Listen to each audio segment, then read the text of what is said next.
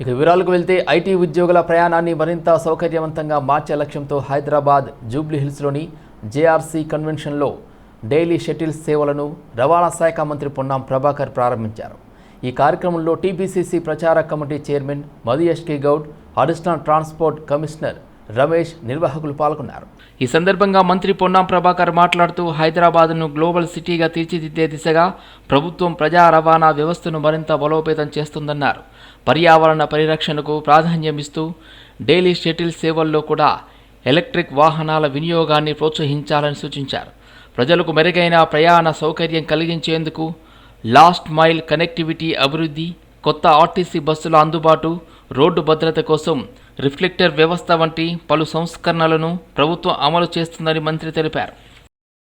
లక్షలాది మంది యువకులు పనిచేస్తున్న ఈ క్రమంలో ట్రాఫిక్ సమస్య తగ్గుతుంది, పొల్యూషన్ తగ్గుతుంది. గౌరవ ముఖ్యమంత్రి ఆశించినట్టుగా పబ్లిక్ ట్రాన్స్పోర్టేషన్ ప్రజలకు అందుబాటులో ఉండేటట్టుగా చేసే క్రమంలో వాళ్ళు డైలీ షటిల్ సర్వీసెస్ యాప్ వాళ్ళ ప్రారంభోత్సవం చేయడం జరిగింది. దీనికి ముఖ్య అతిథిగా ప్రియ మిత్రులు, ఆప్తులు ట్రాన్స్పోర్ట్ మినిస్టర్ పొన్నం ప్రభాకర్ గారి చేతుల మీదుగా దీన్ని ప్రారంభించడం జరిగింది. దీని ద్వారా ఈ షటిల్ సర్వీసెస్ అయితే ఉంటుందో, ఇప్పుడు ఎయిర్పోర్ట్లో కూడా షటిల్ సర్వీస్ లాగా ఉంటుంది. సిటీలో ట్రాన్స్పోర్టేషన్ పెంచడానికి కొరకు, లేక కార్ల రద్దీ తగ్గడానికి కొరకు ఒక బస్సులో 40 మంది ప్రయాణిస్తున్నప్పుడు ఇంచుమించు 10-20 కార్లు తగ్గుతుంది. దాంతో సేఫ్టీ ఉంటుంది, సెక్యూరిటీ ఉంటుంది, పొల్యూషన్ తగ్గుతుంది. ఈ క్రమంలో Srinivasa shuttle services daily shuttle స్టేషన్కి అభినందిస్తూ, దీంతో ముఖ్యమంత్రి ఆశించిన గ్లోబల్ సిటీ అన్నప్పుడు పబ్లిక్ ట్రాన్స్పోర్ట్ కూడా పెరగాలి. పబ్లిక్ ట్రాన్స్పోర్ట్ అన్నప్పుడు ఎస్పెషల్లీ బస్ సర్వీసెస్ కానీ మెట్రో సర్వీసెస్ ఉండాలి. ప్రభుత్వంతో సరిపాటిగా ప్రైవేటు పార్టిసిపేషన్ ఉన్నప్పుడే ఆ అభివృద్ధి కూడా జరుగుతుంది. మరోసారి అవకాశం ఇస్తే రాష్ట్రాన్ని మరింత అభివృద్ధి చేస్తామని ఆర్ఎండ్బి శాఖ మంత్రి కోమటిరెడ్డి వెంకటరెడ్డి అన్నారు. రంగారెడ్డి జిల్లా అబ్దుల్లాపూర్ మెట్ మండలంలోని 338 కోట్ల విలువైన అభివృద్ధి పనులకు ఆయన శంకుస్థాపన చేశారు. అబ్దుల్లాపూర్ మెట్ మండలంలో నిర్వహించిన ఈ కార్యక్రమంలో ఆర్ఎండ్బి మంత్రి కోమటిరెడ్డితో పాటు ఎంపీలు చామల కిరణ్ కుమార్ రెడ్డి, ఈటల రాజేందర్, కొండా విశ్వేశ్వరరెడ్డి, స్థానిక ఎమ్మెల్యే మల్రెడ్డి రంగారెడ్డి, ఆర్ఎండ్బి development corporation chairman Malreddy Ram Reddy పాల్గొన్నారు. అనంతరం ఏర్పాటు చేసిన సభలో మంత్రి కోమటిరెడ్డి మాట్లాడుతూ రాష్ట్ర అసెంబ్లీ ఎన్నికలకు ఇంకా 25 నెలల సమయం ఉందని, మరోసారి అవకాశం ఇస్తే మరింత అభివృద్ధి చేస్తామని తెలిపారు. గతంలో వైఎస్ రాజశేఖర రెడ్డి హయాంలో జలయజ్ఞం ద్వారా పలు ప్రాజెక్టులు పూర్తయ్యాయని గుర్తు చేశారు. 338లో 275 కోట్ల రూపాయలు గతంలో ఎంపీగా ఉన్నప్పుడు భూమిపై గవర్నమెంట్ ఇచ్చిన కాడి నుంచి వెంటబడుతూ అటు మా ఎంపీ చామల కిరణ్ కుమార్ రెడ్డి గారు, నేను పదే హైదరాబాద్ దగ్గర ఉన్నది ఇది రియల్ ఎస్టేటే కాదు, మనం సేఫ్ గా ఇంతకెళ్ళి బయటకు వెళ్ళామంటే నీ మీద నీ భార్య, పిల్లలు, తల్లిదండ్రులు ఆధారపడతారు. సేఫ్ గా పోయి సేఫ్ గా రావాలంటే డబల్ రోడ్లు ఉండాలి. గతంలో ఇంటికి ఒక కారు ఉంటేనే ఎక్కువ, ఇవాళ ఇంటికి 4 కార్లు అయ్యాయి. భర్తకు కారు, భార్యకు కారు, కొడుకుతో కారు, బిడ్డకు కారు. ఈ సమయంలో ట్రాఫిక్ పెరిగిపోయింది. ముఖ్యంగా ఇక్కడ ఉద్యోగస్తులు కానీ మనుగూరు లాంటి ఈ ఏరియాలో మనుగూరు ఇక్కడ చూస్తే ఆ ట్రాఫిక్ దాంతో ఈ డబల్ రోడ్ మన గుంటూరులో ఒకటే రోజు యాక్సిడెంట్ లో 3 చనిపోయింది. అంబర్పేట క్రాసింగ్ లో ఎంతో మంది చనిపోయింది. అందుకనే ఇబ్రహీంపట్నం దాంతో తోడు ఇంకో 60-70 కోట్ల రూపాయలు మహేష్ మల్కాజ్కి పార్లమెంటు, చేవెళ్ల పార్లమెంట్ లో వచ్చాము. ప్రాణాంతకమైన క్యాన్సర్ వ్యాధిని ముందుగానే గుర్తించేందుకు క్రమం తప్పకుండా పరీక్షలు చేయించుకోవడం ఎంతో అవసరమని మాజీ మంత్రి సనత్ నగర్ ఎమ్మెల్యే తలసాని శ్రీనివాస్ యాదవ్ అన్నారు. సనత్ నగర్లో నిర్వహించిన క్యాన్సర్ పరీక్ష శిబిరాన్ని ఆయన ప్రారంభించారు. ఈ సందర్భంగా క్యాన్సర్ వ్యాధిని గుర్తించేందుకు ఉపయోగించే ఆధునిక పరికరాల పనితీరును వైద్యులు ఎమ్మెల్యే తలసాని శ్రీనివాస్ యాదవ్కు వివరించారు. క్యాన్సర్ నిర్ధారణ పరీక్షల కోసం ఏర్పాటు చేసిన ప్రత్యేక వాహనాన్ని కూడా ఆయన పరిశీలించారు. అనంతరం శిబిరంలో సేవలు అందిస్తున్న వైద్యులు, సిబ్బందికి ఎమ్మెల్యే ప్రశంసా పత్రాలను అందజేశారు. ఈ సందర్భంగా తలసాని మాట్లాడుతూ క్యాన్సర్ లక్షణాలను ప్రారంభ దశలోనే గుర్తిస్తే వైద్యుల సూచనలతో తగిన చికిత్స అందుకునే అవకాశం ఉంటుందని తెలిపారు. సరైన అవగాహన లేక చాలామంది చివరి దశలో వైద్యం కోసం వస్తున్నారని, దీంతో ఆర్థికంగా కుటుంబాలు తీవ్రంగా నష్టపోతున్నాయని అన్నారు. విద్యార్థుల ఫీజు రియంబర్స్మెంట్ బకాయిలను తక్షణమే విడుదల చేయాలని డిమాండ్ చేస్తూ తెలంగాణ విద్యార్థి జేఏసీ ఆధ్వర్యంలో విద్యార్థులు ఆందోళన చేపట్టారు. వందలాది మంది విద్యార్థులు అసెంబ్లీ వైపు ర్యాలీ నిర్వహించి గన్ పార్క్ వద్ద నిరసన చేపట్టారు. ఈ ర్యాలీలో మాజీ మంత్రి శ్రీనివాస్ గౌడ్ పాల్గొన్నారు.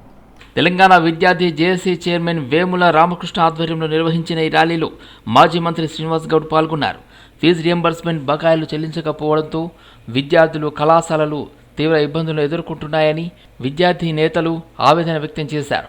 ముఖ్యమంత్రి వెంటనే విద్యాశాఖపై ప్రత్యేక సమీక్ష నిర్వహించి సమస్యలను పరిష్కరించాలని డిమాండ్ చేశారు. ప్రభుత్వం వెంటనే బకాయిలు విడుదల చేయకపోతే రాజకీయ పార్టీలు, విద్యార్థి సంఘాలు, ప్రజా సంఘాలతో కలిసి పెద్ద ఎత్తున ఉద్యమాలు చేపడతామని వేముల రామకృష్ణ హెచ్చరించారు. అవసరమైతే హైదరాబాద్ దిగ్బంధం, చెలో ఢిల్లీ వంటి కార్యక్రమాలు నిర్వహిస్తామని, లక్షలాది మంది విద్యార్థులతో కేంద్ర స్థాయిలో తమ నిరసనను తెలియజేస్తామని తెలిపారు. తెలంగాణ ఉద్యమ సమయంలో కూడా నేను కమిషనర్గా పనిచేస్తున్నప్పుడు ఉస్మానియా యూనివర్సిటీలో ఎక్కువ నేను కాలం గడిపిన. ఊర్ల నుంచి కన్న కష్టాలు పడి రైతులు, చిన్న చిన్న సన్నకారు రైతులు భూములు అమ్ముకొని, బంగారం అమ్ముకొని తల్లిదండ్రులను, పిల్లలను చదవడానికి పంపిస్తే మరి చదువుకున్నా మాకు ఎట్లా ఉద్యోగాలు దొరుకుతలేవు కదా. ఆంధ్రప్రదేశ్లో మొత్తం తెలంగాణ వాళ్ళకు ఉద్యోగాలు రావట్లేదు. తెలంగాణ మొత్తం కరువు జిల్లాలు ఏర్పడ్డాయి. ఊర్లలో పోతే బతకడానికి పరిస్థితి కూడా లేదు. ఏం చేద్దామని చెప్పి ఎంతోమంది విద్యార్థులు, ఇషాన్ రెడ్డి కావచ్చు, చాలామంది, యాదయ్య కావచ్చు, సువర్ణ కావచ్చు, శ్రీకాంత్ చారి మొట్టమొదటి అమరుడు, ఆయన ఫిజికల్ ఎడ్యుకేషన్ చదివాడు, ఆయన ఫిజియోథెరపీ డాక్టర్గా. ఇటువంటి వాళ్ళందరూ కూడా ప్రాణత్యాగాలు చేసి మరి కేసీఆర్ గారి నాయకత్వంలో, అనేక మంది, ఇంకా చాలామంది నాయకత్వంలో విద్యార్థి సంఘాలు, ప్రజా సంఘాలు అందరం కొట్లాడి తెచ్చుకున్నాం. మరి తెచ్చుకున్న తెలంగాణ ఇవాళ ఎట్లా అయిపోయిందంటే కాంట్రాక్టర్లకేమో నిమిషాల మీద డబ్బులు వస్తున్నాయి. కాంట్రాక్టర్లు ఎవరే అంటే మంత్రులే కాంట్రాక్టర్లు. పొంగులేని చూసిరు కదా, ఆయన ఓ 20 సంవత్సరాల క్రితం డొక్కు స్కూటర్లో తిరిగేదంటారు ఖమ్మంలో. ఇలా వేల కోట్లు వచ్చేసినాయి. కాంట్రాక్టర్లు వాళ్ళే, మొత్తం వాళ్ళే, సంతకాలు పెట్టేది కూడా వాళ్ళే. కోట్ల రూపాయలు కాంట్రాక్ట్లు డబ్బులు తీసుకుంటున్నారు, కానీ మన ఫీజు రియంబర్స్మెంట్కి మాత్రం డబ్బులు దొరుకుతలే వాళ్ళకి. సిపిఐ జాతీయ నాయకుడు కె నారాయణ ఏపీ రాష్ట్ర ప్రభుత్వ తీరుపై తీవ్ర విమర్శలు చేశారు. ప్రశ్న రావణ్ను ఉపా చట్టం కింద అరెస్ట్ చేసినట్లు తెలుస్తుందని ఆయన అన్నారు. గతంలో ప్రతిపక్షంలో ఉన్నప్పుడు పవన్ కళ్యాణ్ చేసిన వ్యాఖ్యలకు, ఇప్పుడు రావణ్ చేసిన వ్యాఖ్యలకు పెద్దగా తేడా లేదని, అయినప్పటికీ రావణ్పై పలు కేసులు నమోదు చేసి అరెస్ట్ చేయడం, బెయిల్ వచ్చినా వెంటనే మళ్లీ అదుపులోకి తీసుకోవడం ప్రజాస్వామ్యానికి విరుద్ధమని విమర్శించారు. పోలీసుల అదుపులో ఉన్న రావణ్పై జనసేన కార్యకర్తలు దాడి చేశారని ఆరోపించిన నారాయణ చివరకు ఉపా చట్టం కింద అరెస్ట్ చేయడం ఆందోళన కలిగించే అంశమన్నారు. ఇటీవల మహారాష్ట్రలో ప్రధానమంత్రి నరేంద్ర మోదీ, కేంద్ర హోంశాఖ మంత్రి అమిత్ షాపై డౌన్ డౌన్ నినాదాలు చేసిన వారిపై నమోదైన కేసులను ప్రస్తావించిన ఆయన ప్రజాస్వామ్యంలో నిరసన తెలిపే హక్కు ప్రతి పౌరుడికి ఉంటుందని న్యాయస్థానం చేసిన వ్యాఖ్యలను గుర్తు చేశారు. రావణుని ఉపా చట్టం కింద అరెస్ట్ చేసినట్టుగా చూస్తాం. అరెస్ట్ కావాలి పెట్టేశారు. అతను చేసిన పని ఏంటి? గతంలో పవన్ కళ్యాణ్ ప్రతిపక్షం ఉన్నప్పుడు ఏమి మాట్లాడాడు అదే డైలాగ్ చెప్పాడు. ఇంకా పుల్లు వాళ్ళ కాబట్టి ఆయన చూపు చూపించాడు, రావణ్ చూపు చూపించలేదు. అయితే ఈయన దీనిపైన రకరకాల పోలీసుల కేసులు పెట్టారు, అరెస్ట్ చేశారు, జైల్లో పెట్టారు. మనకి బెయిల్ వస్తే మళ్ళీ అరెస్ట్ చేస్తారు. పోలీస్ స్టేషన్ ఉన్నటువంటి రావణ్ పైన జనసేన సైనికులు దాడి చేస్తారు. అంటే పోలీస్ దాడి చేయడం ఏంటి అంటే పోలీస్ స్టేషన్లో వాళ్ళ టీడీపీ ఆఫీసర్, జనసేన ఆఫీసర్ దాడి చేస్తారు. చివరికి ఉపా చట్టం కింద అరెస్ట్ చేస్తారు. ఇది మహారాష్ట్ర మొన్న మహారాష్ట్రలో జస్టిస్ మాధవ్ తీర్పిచ్చారు. Modi down down, Amit Shah down down చేసిన దానికి వాళ్ళ పైన కేసులు పెట్టారు. కేసు పెట్టి అది అడిగింది ఏంటంటే డెమోక్రటిక్ కంట్రీలో నిరసన చేసే హక్కు ఉంది, మరి డౌన్ డౌన్ మాత్రం మీరు అరెస్ట్ చేస్తారా? అదే ఏమన్నా నియంత్రణ జస్టిస్ మాధవ్ డైరెక్ట్గా చెప్పాడు. అనేక చట్టాలు ఉన్నాయి కూడా. ఇప్పుడు ఇది విచిత్రం ఏంటంటే గత గవర్నమెంట్లో శవాన్ని డోర్ డెలివరీ చేశారు. ఇప్పుడు ఈ గవర్నమెంట్ లో శవాన్ని మాయం చేసి బూడిద కూడా చేస్తారు. బీఆర్ఎస్లో మాజీ మంత్రి మేడ్చల్ ఎమ్మెల్యే మల్లారెడ్డి వ్యవహారం చర్చనీయాంశంగా మారింది. పార్టీ కార్యకలాపాలకు ఆయన దూరంగా ఉంటున్నారనే ప్రశ్నకు BRS Malkajgiri parliament incharge Ragidi Lakshma Reddy స్పందించారు. మల్లారెడ్డి అలిగి ఉంటారని, మళ్ళీ అన్ని సర్దుకుపోతాయని వ్యాఖ్యానించారు. ఇటీవల ఓ బీఆర్ఎస్ నేత జన్మదిన వేడుకల్లో పాల్గొన్న మల్లారెడ్డి తాను బీఆర్ఎస్కు దూరం అవుతున్నారని, తనను మర్చిపోతున్నారని వ్యాఖ్యానించినట్లు ప్రచారం జరిగింది. ఈ నేపథ్యంలో మేడ్చల్ నియోజకవర్గంలో కేంద్ర ఎన్నికల సంఘం చేపడుతున్న ఎస్ఐఆర్ కార్యక్రమంలో పాల్గొన్న రాగిడి లక్ష్మారెడ్డిని విలేకరులు మల్లారెడ్డి పార్టీ కార్యక్రమాలకు దూరంగా ఉండడంపై ప్రశ్నించారు. దీనిపై స్పందించిన రాగిడి లక్ష్మారెడ్డి మల్లారెడ్డి అలిగి ఉంటారు, మళ్ళీ అన్ని సర్దుకుంటాయంటూ వ్యాఖ్యానించారు. ఈరోజు మెడ్చల్ ఎన్జిఓస్ కాలనీలో సర్ ప్రోగ్రాం పురస్కరించుకొని మరి బీఆర్ఎస్ పార్టీ తరఫు నుంచి వెళ్ళి నాయకులందరూ కూడా రావడం జరిగింది. ఎందుకంటే చాలామందికి ఈ సర్ ప్రోగ్రాంలో కన్ఫ్యూజన్స్ ఉన్నాయి. మరి ఫామ్ ఎలా నింపాలి, మా ఓటు పోతుందా ఏంది, మా ఓటు పోతే మరి చాలా కష్టమవుతుంది. ప్రతి ఒక్కరు కూడా దేశంలో అనుకునేది ఏంటంటే వారి ఓటు హక్కును మరి వాళ్ళు తప్పగా వినియోగించుకోవాలనుకుంటారు. కాబట్టి ఓట్ల గురించి చాలామంది కూడా కన్ఫ్యూజన్లో ఉన్నారు. కాబట్టి అవేర్నెస్ ప్రోగ్రాం గురించి పార్టీ తరఫు నుంచి వెళ్ళి మేము బస్సులలో తిరుగుకుంటూ నాయకులు కార్యకర్తలు ప్రతి ఒక్కరు కూడా తిరుగుకుంటూ ప్రజలకు అంటే ఎవరికైతే ఓటు హక్కు ఉందో వాళ్ళందరూ కూడా కన్ఫ్యూజన్స్ అన్ని కూడా క్లియర్ చేసుకుంటూ విద్యా విధానం పట్ల ముఖ్యమంత్రి రేవంత్ రెడ్డి వైఖరి మార్చుకోవాలని రాజ్యసభ సభ్యుడు ఆర్ కృష్ణయ్య విజ్ఞప్తి చేశారు. ఫీజు రియంబర్స్మెంట్ బకాయిలను వెంటనే విడుదల చేయాలని డిమాండ్ చేస్తూ నిర్వహించిన ర్యాలీలో ఆయన పాల్గొన్నారు. బీసీ విద్యార్థి సంఘం కన్వీనర్ నిఖిల్ పటేల్ ఆధ్వర్యంలో లిబర్టీ చౌరస్తా నుండి అంబేద్కర్ విగ్రహం వరకు ర్యాలీ నిర్వహించారు. ఈ కార్యక్రమంలో ఆర్ కృష్ణయ్య పాల్గొని విద్యార్థులకు మద్దతు తెలిపారు. ఈ సందర్భంగా ఆయన మాట్లాడుతూ ఫీజు రియంబర్స్మెంట్ పథకంపై ప్రభుత్వం రోజుకో జీవో తీసుకురావడం వల్ల విద్యార్థులు అయోమయానికి గురవుతున్నారని అన్నారు. ఈ పథకం ద్వారా ఎంతోమంది ఎస్సీ, ఎస్టీ, బీసీ, మైనార్టీ విద్యార్థులు ఉన్నత విద్యను అభ్యసించి జీవితాల్లో స్థిరపడ్డారని తెలిపారు.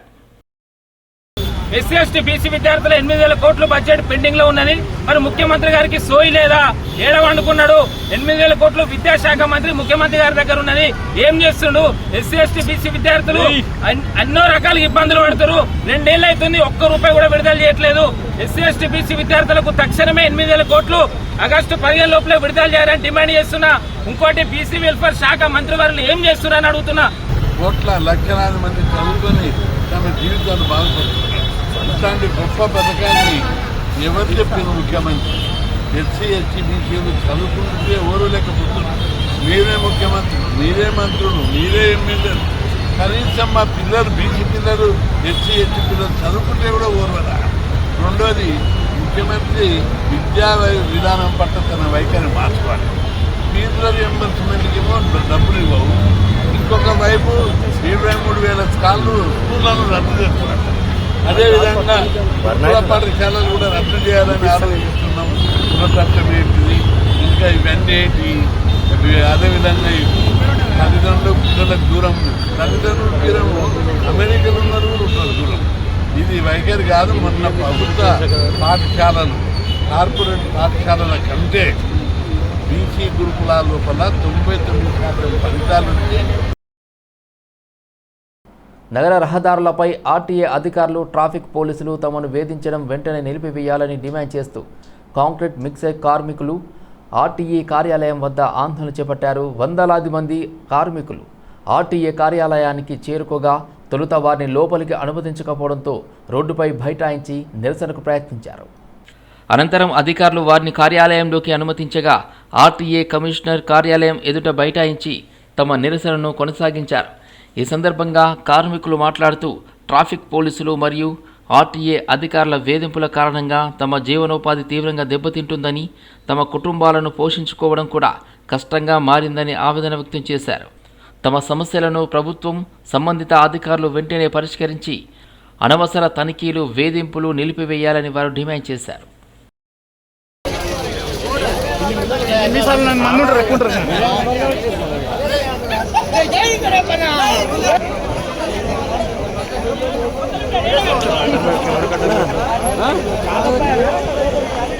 అక్రమ వసూలు ఏదైతే ఉందో ఆ అక్రమ వసూలు అరికడతాము. అదే మిల్లర్ లిఫ్ట్కు ఏదైతే ఫైన్లు విధిస్తుందో ఆ ఫైన్లు కూడా విధించే దిశగా మేము నిర్ణయం తీసుకుంటామని చెప్పారు. కాబట్టి ఇప్పుడు మేము ఇదంతా కూడా ఒక వారం 10 రోజులు టైం ఇచ్చారు మాకు. దాని మీద ఎవరెవరైతే అక్రమ ఫైన్ వసూలు చేసిండ్రో దాని మీద కూడా మేము ఆలోచించి నిర్ణయం తీసుకుంటామని చెప్పేసి ట్రాక్టర్ పేపర్లు ట్రాలీ పేపర్లు అన్నీ సరిగా ఉంటే మేము ఎలాంటివి లిఫ్ట్ మిల్లర్కు మేము ఎలాంటి ఫైన్లు విధించము. మేము అందరితో అధికారులతో మాట్లాడి అందరికి చెప్తామని చెప్పేసి మాకు హామీ ఇవ్వడం జరిగింది. అయితే ఈ విధంగా ఫైన్ల రూపకంగా వేయడం వలన మిల్లర్ మిత్రులు రోడ్డున పడాల్సిన అవసరం వస్తుందని చెప్పేసి మేము ప్రాధాన్యపడితే మాకు సానుకూలించి మా ఏదైతే డిమాండ్ ఉందో మా డిమాండ్లన్నీ నెరవేరుస్తామని చెప్పేసి హామీ ఇవ్వడం జరిగింది. సమస్య పరిష్కరిస్తామని చెప్పారు. ఏదైతే ట్రాక్టర్లు మిల్లర్లకు కాగితాలన్నీ కరెక్ట్ గా ఉంటే వాటిని ఆపమని చెప్పారు. కానీ మిల్లర్లు ఉన్నాయని చెప్పి మిల్లర్ సామాగ్రి ఉంటుందని చెప్పి వాళ్ళు మమ్మల్ని అడ్డుకొని చలాన్లు విపరీతంగా వేయడం, కాంపౌండబుల్ ఫీజు అని చెప్పి విపరీతంగా వేయడం, రోజుకు 30 నుంచి 40 కేసులు రాస్తుండడంతో మేము భరించలేక మాకు ఇబ్బందులు కలుగుతున్నాయని చెప్పి కనీసం సైడ్ల మీదకి వెళ్లే పరిస్థితి లేక ఈ రోజు మేము ఇక్కడికి రావడం జరిగింది. మన చంద్రశేఖర్ గౌడ్ సార్ గారు జాయింట్ కమిషనర్ గారు పిలిచి మాతో మాట్లాడి ఈ సమస్య వారం రోజుల్లో పరిష్కరిస్తామని చెప్పి కూర్చొని ఇది ఏ రకంగా స్ట్రీమ్లైన్ చేయాలి, చట్టంలోకి తేవాలా లేకుంటే ఇంకోటి చేయాలా అనే దానిపైన కూడా చర్చించి దాన్ని క్లియర్ చేస్తామని చెప్పారు. కాబట్టి దీన్ని విరమించడం జరిగింది. మాదిగ హక్కులను మానవ హక్కులుగా మార్చేలా ఉద్యమాన్ని నిర్మించిన నాయకుడు పద్మశ్రీ మందకృష్ణ మాదిగ అని ఎంఆర్పీఎస్ నేతలు కొనియాడారు. ఎంఆర్పీఎస్ ఆవిర్భావ దినోత్సవం మందకృష్ణ మాదిగ జన్మదినం సందర్భంగా మల్కాజ్గిరి పరిధిలో పలు కార్యక్రమాలు నిర్వహించారు. మల్కాజ్గిరి పరిధిలోని వివిధ డివిజన్లలో ఎంఆర్పీఎస్ జెండాలను ఆవిష్కరించారు.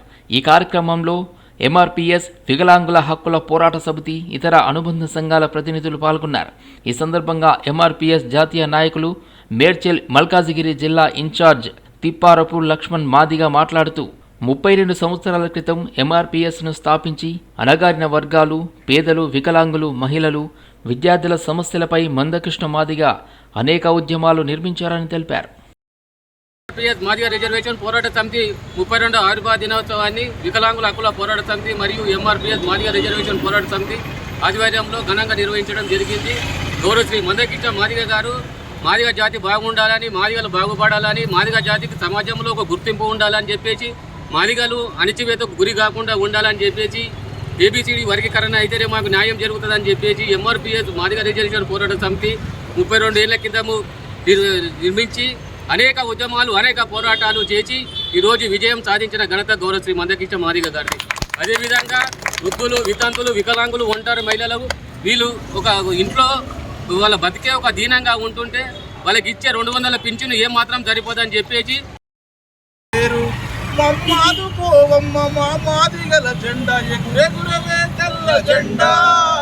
డప్పు గుడుపు పక్క చుక్క గల్ల జెండా ఎగురెగురవే తెల్ల జెండా.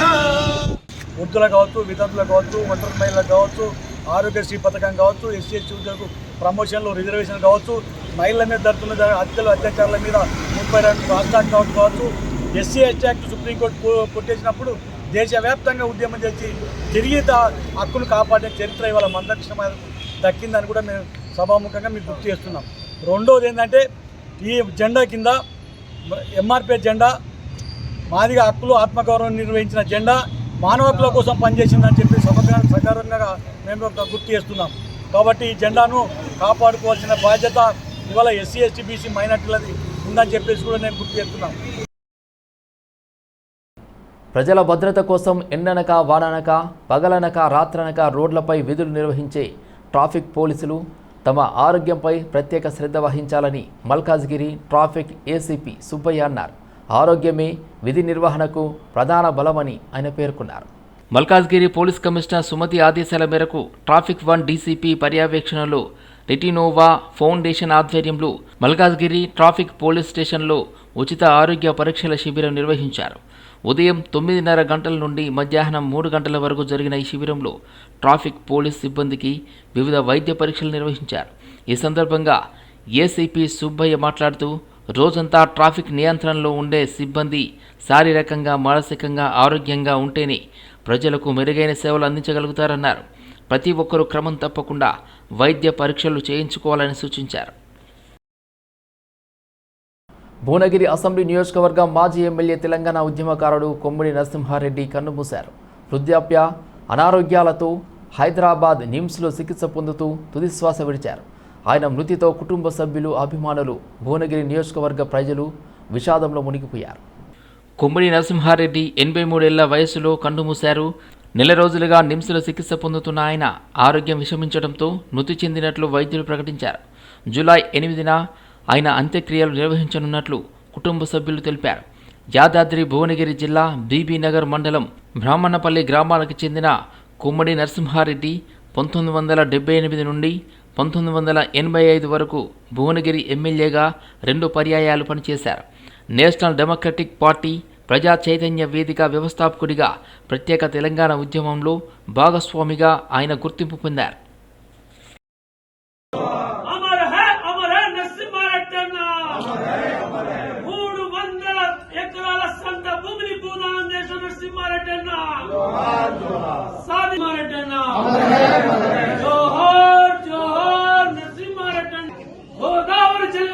జలాల కోసం పోరాడిన నరసింహారెడ్డి అన్నకు, గోదావరి నీళ్ల జలాల కోసం పోరాడిన నరసింహారెడ్డి అన్నకు జోహార్ జోహార్ నరసింహారెడ్డి అన్న.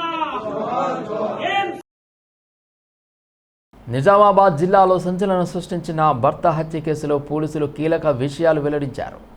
మొదటి ప్రయత్నంలోనే మౌనం పైకప్పు నుండి తోసేసిన ప్రాణాలతో బయటపడిన వ్యక్తిని ఆసుపత్రి నుండి ఇంటికి వచ్చిన తర్వాత టాయిలెట్ క్లీనర్, నిద్రమాత్రల మిశ్రమాన్ని ఐవీ ద్వారా శరీరంలోకి ఎక్కించి హత్య చేసినట్లు పోలీసులు అనుమానిస్తున్నారు. ఈ కేసులో భార్యతో పాటు ఆమె ప్రియుడు, అతడి స్నేహితుడిని అరెస్ట్ చేశారు పోలీసులు. మృతుడిని నాయన్కల్ గ్రామానికి చెందిన దాయిని ప్రశాంత్గా గుర్తించారు. పోలీసులు తెలిపిన వివరాల ప్రకారం గల్ఫ్లో పనిచేస్తున్న ప్రశాంత్ జూన్ 27న స్వగ్రామానికి తిరిగి వచ్చాడు. అయితే అతడి భార్య సంధ్యకు ఉన్న వివాహితర సంబంధానికి భర్త అడ్డుగా మారాడని భావించి ప్రియుడు అనిల్, అతడి స్నేహితుడు వెంకట సాయి అలియాస్ బంటితో కలిసి హత్యకు కుట్ర పన్నినట్లు దర్యాప్తులో తేలిందని పోలీసులు తెలిపారు. బంటి ప్రశాంత్కు మద్యం తాగించి భవనంపైకి తీసుకెళ్లి కిందకు తోసేసినట్లు పోలీసులు పేర్కొన్నారు. తీవ్రంగా గాయపడిన ప్రశాంత్ను మొదట ఆసుపత్రికి తరలించారు. ప్రమాదవశాత్తు కింద పడినట్లు నమ్మించే ప్రయత్నం చేసినట్లు దర్యాప్తులో వెల్లడైందని తెలిపారు. చికిత్సానంతరం ఇంటికి వచ్చిన ప్రశాంత్కు సంధ్య ఐవీ ఫ్లూయిడ్ ఎక్కిస్తున్న సమయంలో మరోసారి హత్యకు కుట్ర చేసినట్లు పోలీసులు వెల్లడించారు. టాయిలెట్ క్లీనర్, నిద్రమాత్రల పొడిని కలిపి శరీరంలోకి ఎక్కించినట్లు ఆరోపణలు ఉన్నాయి. అయితే ప్రశాంత్ మృతిపై అనుమానాలు వ్యక్తం చేసిన అతడి తల్లి శ్యామల పోలీసులకు ఫిర్యాదు చేయడంతో కేసు దర్యాప్తు ప్రారంభమైంది.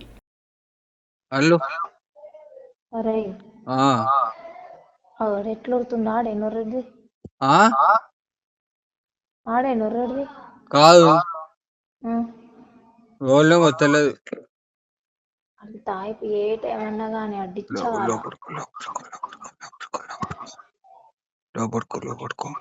పోయినా చెప్పు. కాదు వేరోళ్ళు నాతో మంచిగానే ఉన్నాడు. కాదురా, అరే ఏం చేస్తావు నాకు తెలియదు. మొత్తం డిచ్చ దాయి పండాలి ఇప్పుడు. మీదనే కిందికి దిగొద్దాడు. నేను కూడా ఆడుకునేది దీన్ని. ఆడు కిందికి దిగొద్దు, ఆడికే దాయిపోయి. నేనేం చేయలే, నాకు కూడా ఆపుతున్నాడు. నేను కూడా ఆడుకునేది దీన్ని తిండి లేకుండా. నువ్వు నేను చెప్తున్నా దాడు పడుకోవాలి. ఏం చేస్తావో నాకు తెలియదు. మీద అట్లే పడుకోవాలి, నాకు తెలియదు. కొద్దిగా ఉండగానే ఇంకా వేరేది తెప్పి, సరేనా? నీ వచ్చింద బాధకి నా సాగు వచ్చింది కానీ. అబ్బా ప్లీజ్ రా, నాకు ఇంట్లోకి వస్తే సాగు చేస్తారా నీ కాళ్ళు మొక్కుతా. కాలు మొక్కుడు నేను కడుపు మార్చుకుని నేను ఇక్కడ తాగుకుంటుంటే నేను అన్ని ఖరాబ్ అయిపోయి. నేను చెప్తుండేంది, మొత్తం డిచ్చారు అన్ని వండాలి మీద, కిందికి రావద్దు. రైట్. ఇంకా నువ్వు ఇంకా తెప్పి, సగం ఉండగా తెప్పి. రైటా? అడైతే కిందికి రావద్దు, నీదే బాధ్యత. రైట్. ఎవరెత్తేసారు కిందికి? నువ్వెత్తేసినావా అలా భార్య ఎత్తేసిందా? నేనైతే అన్న ఫోర్స్ నేను ఆయన ఇద్దరం కొట్టుకున్నామే. మేము కొట్టుకున్నాక ఆయన వైఫ్ ఆమ్లెట్ తీసుకొచ్చిందా. ఆమ్లెట్ తీసుకొచ్చినాక తర్వాత ఇక నేను కొద్దిగా ఆయన కొద్దిగా ఫోర్స్ ఇట్లా ముందరికి వచ్చేసాం. ఇక నేనే లేపేసాను. నేను నువ్వెత్తేసినా నాకు ఒకటి లేస్తాడా అలా వైఫ్ వేసి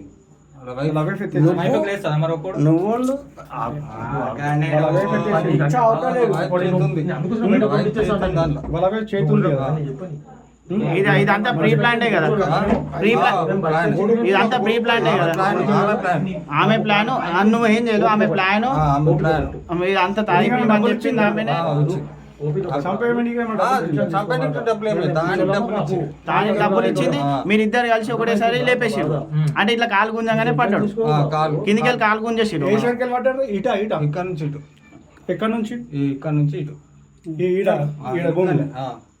అక్కడ నుంచి ఇటు ఒకటేసారి కాలు లేపేసారు, ఇద్దరు కలిసి కాలు లేపేసారు.